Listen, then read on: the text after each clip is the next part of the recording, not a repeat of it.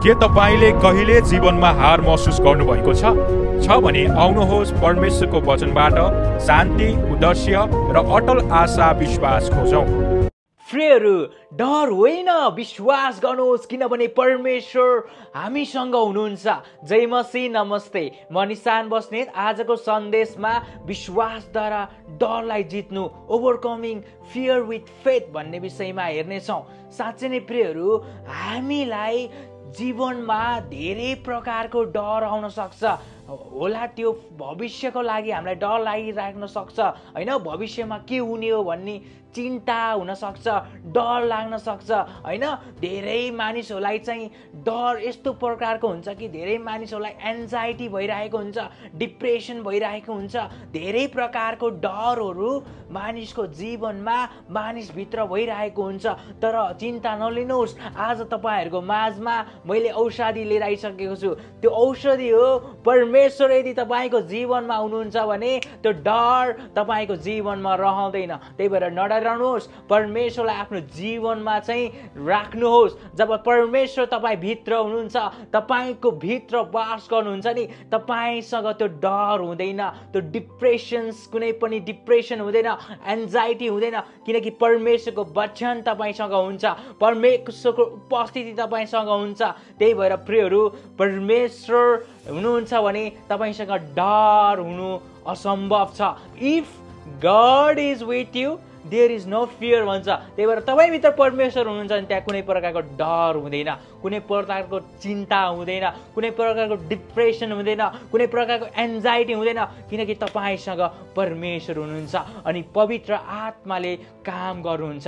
त्यसै गरी हामीले यशाया 41:10 हेऱ्यौँ भने, यसैले नडरा, म तँसित छु, निरुत्साहित नहो, किनकि म तेरो परमेश्वर हुँ, म तँलाई सहायता गर्नेछु भनेर परमेश्वरले त्यहाँ भन्नुभएको छ। साँच्चै नै प्रियहरू, हामी डराउनु हुँदैन, हामी निराश हुनु हुँदैन, किनकि हामीलाई थाहा छ हामी भित्र को हुनुहुन्छ भनेर। त्यही भएर नडराउनुहोस्। कसैले तपाईँलाई केही भन्दैछ भने नडराउनुहोस्, किनकि परमेश्वर तपाईँसँग हुनुहुन्छ। मानिसले के भन्दैछन् त्यसले फरक पार्दैन प्रियहरू, तर परमेश्वरले के भन्दै हुनुहुन्छ त्यसले धेरै फरक पार्छ।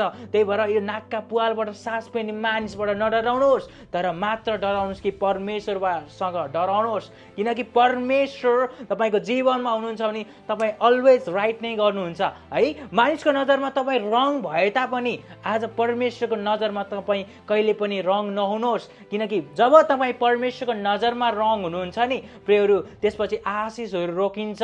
परमेश्वरले तपाईँको जीवनमा गर्न चाहनु भएको कामहरू रोकिन्छ। त्यही भएर प्रियहरू, नडराउनुहोस्, मात्र विश्वास परमेश्वरमा गर्नुहोस्। आफूसँग परमेश्वरलाई चाहिँ राज्य गर्न दिनुहोस्, किनकि परमेश्वर तपाईँको मुक्तिदाता हुनुहुन्छ।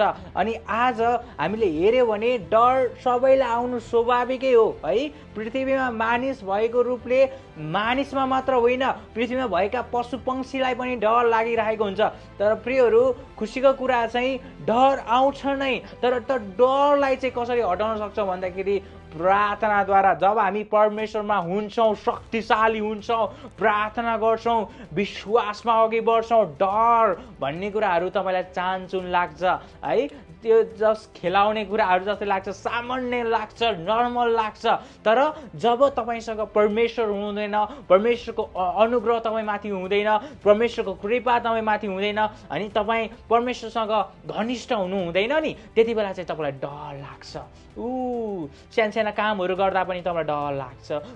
के हुने हो कि भन्ने तपाईँलाई त्यो इच्छा हुन्छ अनि तपाईँ डराउनुहुन्छ, तपाईँमा एन्जाइटी आउन सक्छ, तपाईँमा डिप्रेसन आउन सक्छ, केही हुँदैन कि म केही गर्दिनँ कि भन्ने उपशङ्का, गनगन अशङ्काहरू तपाईँ माथि आउन सक्छ।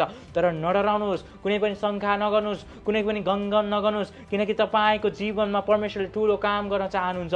मात्र भरोसा, मात्र विश्वास परमेश्वरमा राख्नुहोस् है। अनि परमेश्वरलाई चाहिँ तपाईँको जीवनमा चाहिँ राज्य गर्न दिनुहोस्। जब हामी परमेश्वरलाई चाहिँ आफ्नो जीवनमा राज्य गर्न दिन्छौँ नि, त्यसपछि परमेश्वरले हाम्रो जीवनबाट काम गर्नुहुन्छ है। डरपोक होइन, बहादुर हुनुहोस् प्रियहरू। तपाईँलाई थाहा छ, जब हामी डराउँछ नि प्रियहरू, सबैभन्दा धेरै केले हेप्छ थाहा छ? डर आएको बेला चाहिँ सबैभन्दा धेरै शैतानले हेप्छ। त्यही भएर शैतानलाई हेप्न नदिनुहोस्, शैतानलाई मौकै नदिनुहोस्, नडराउनुहोस्, किनकि तपाईँसँग परमेश्वर हुनुहुन्छ। नडराउनुहोस्, फेरि म भन्दैछु तपाईँसँग परमेश्वर हुनुहुन्छ। यदि तपाईँसँग परमेश्वर हुनुहुन्छ भने तपाईँमा डर आउँदैन, तपाईँमा बल आउँछ। Yes, I can do anything in Christ भन्ने त्यो हृदय आउँछ तपाईँसँग परमेश्वर हुनुहुन्छ भने। तपाईँ जस्तै राम्रो भए पनि यदि तपाईँ डराउनुहुन्छ भने तपाईसँग डरले नि प्रियहरू कन्फिडेन्स लेभल्स होइन आत्मस्वयं आत्मविश्वासलाई घटाउँदछ। त्यही भएर आत्मविश्वासको लागि सबैभन्दा इम्पोर्टेन्ट कुरा निडरता हो। त्यही भएर परमेश्वरमा भइकन परमेश्वरको राज्यमा निडरपन हामीमा हुन जरुरी छ। जब हामीमा निडरता हुन्छ नि त्यसपछि परमेश्वर ख्रिस्ट हामीमा राज्य गर्नुहुन्छ। त्यही भएर प्रियहरू नडराउनुहोस्, मात्र विश्वास गर्नुहोस्, परमेश्वर हामीसँग हुनुहुन्छ। प्रेमले चाहिँ डरलाई हटाउँछ प्रियहरू है। पहिलो यूहन्ना 4:18 हेर्यो भने त्यहाँ के लेखेको छ भन्दाखेरि प्रेममा डर हुँदैन तर शुद्ध प्रेमले डरलाई हटाउँछ। हेर्नुहोस् है, शुद्ध प्रेमले चाहिँ डरलाई हटाउँछ, किनकि डरको सम्बन्ध त दण्डसँग हुन्छ अनि जो डराउँछ प्रेममा त्यो शुद्ध भएको हुँदैन। त्यही भएर यदि तपाईँ प्रेममा शुद्ध हुनुहुन्छ भने त्यो डरलाई त्यो प्रेमले चाहिँ हटाउँछ। तर त्यो प्रेममा तपाईँ शुद्ध हुनुहुन्न भने, राम्रो हुनुहुन्न भने, तपाईँ अशुद्ध हुनुहुन्छ भने प्रेममा चाहिँ तपाईँमा डर आउँछ। डरलाई कसरी ओभरकम गर्न सकिन्छ भन्दाखेरि मात्र परमेश्वरमा रहेर, आफूलाई पवित्र बनाएर, आज्ञाकारी बनाएर होइन। त्यही भएर हामी नडराउँ प्रियहरू, मात्र विश्वास भरोसा परमेश्वरमा राखौँ। यदि हामीले विश्वास भरोसा परमेश्वरमा राख्यौँ भने हामीले जे पनि गर्न सक्छौँ प्रियहरू, जे पनि। तर हामीसँग एउटै कुरा हुनु हुँदैन, त्यो हो डर। डर डर डर हामीमा हुनु हुँदैन। हामीमा एउटै आवाज गुन्जिनुपर्छ, त्यो आवाज हो निडर निडर निडर निडर है। तर डर डर डर भन्ने होइन, निडर, साहसी, बलियो, शक्तिशाली, किनकि तपाईँ चाहन्छुन् व्यक्ति नै होइन। हालेलुया, किनकि तपाईँ चाहन्छुन् व्यक्ति नै होइन। यदि कोही व्यक्तिले तपाईँलाई चाहन्छुन् देख्दैछ भने त्यो व्यक्ति गलत हो। परमेश्वर हुनुभएको व्यक्ति चाहन्छुन् व्यक्ति नै होइन। जसले परमेश्वरलाई बोकेर हिँड्छ, परमेश्वरसँग हिँड्छ, त्यो व्यक्ति चाहन्छुन् नै होइन प्रियहरू। त्यही भएर तपाईँ चाहन्छुन् होइन, किनकि तपाईँ परमेश्वर पाउनु भएको छ। परमेश्वरमा तपाईँले नयाँ जीवन पाउनु भएको छ। त्यही भएर तपाईँ शक्तिशाली व्यक्ति हो। त्यही भएर नडराउनुहोस्, मात्र विश्वास गर्नुहोस् अनि परमेश्वरमा सधैँ रहनुहोस् अनि आज्ञाकारी भइकन, पवित्र भइकन आफ्नो जीवन जिउनुहोस् अनि निडर भएर जिउनुहोस्। आमेन।